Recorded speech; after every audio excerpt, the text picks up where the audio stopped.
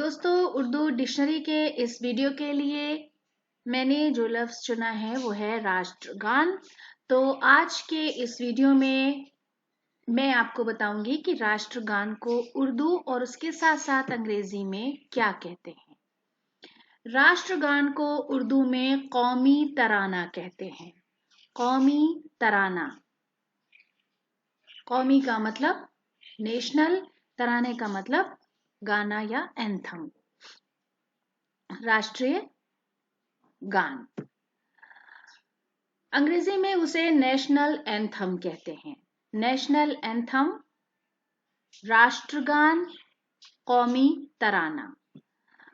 तो आज के वीडियो के लिए ये हमारी एक छोटी सी पेशकश थी। वीडियो आपको कैसा लगा, आपकी राय का हमें कमेंट्स बॉक्स में इंतजार रहेगा।